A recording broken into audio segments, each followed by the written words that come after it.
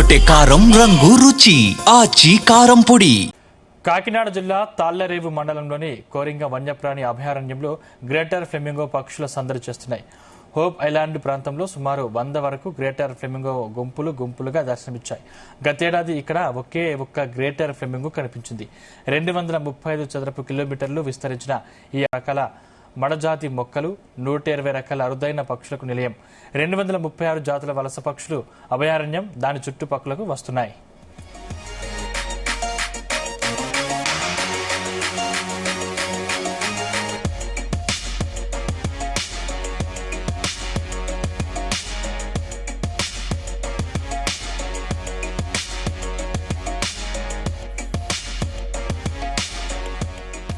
ప్రతి ఏటా 60,000 నీటి పక్షులు అభయారణ్యాన్ని సందర్శిస్తున్నాయి.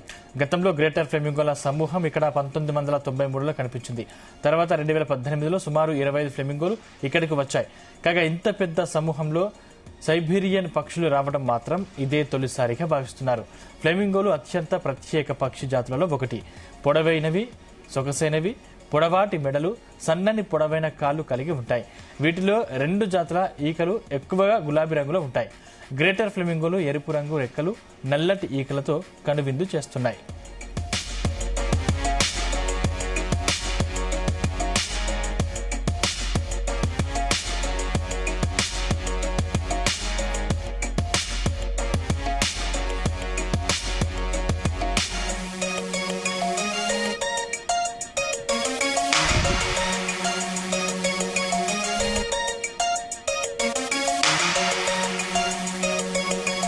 కొన్ని రకాల పక్షులు ఒక ప్రాంతం లేదా వాతావరణం నుంచి మరొక ప్రాంతానికి సాధారణంగా కాలానుగుణంగా ప్రయాణిస్తుంటాయి.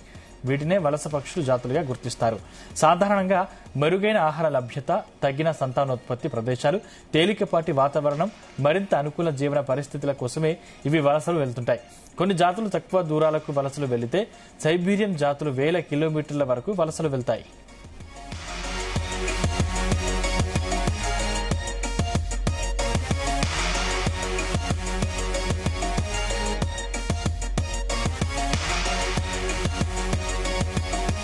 సైబీరియా వంటి చల్లని ప్రదేశాల్లో ఉండే తీవ్రమైన చలి, మంచు నుండి రక్షణ, ఆహారం, సంతానోత్పత్తి కోసం ఈ పక్షులలో కొన్ని రకాలు వెచ్చని ఆంధ్రప్రదేశ్ తీర ప్రాంతాలకు వలస వస్తాయి.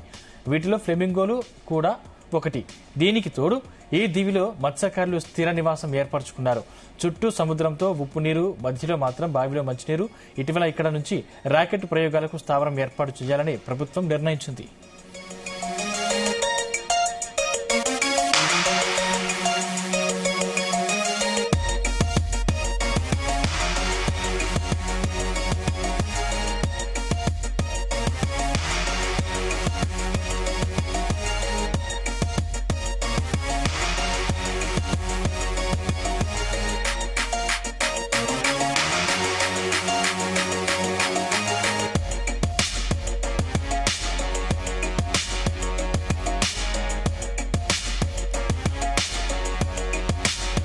గుమగుమల వంటలే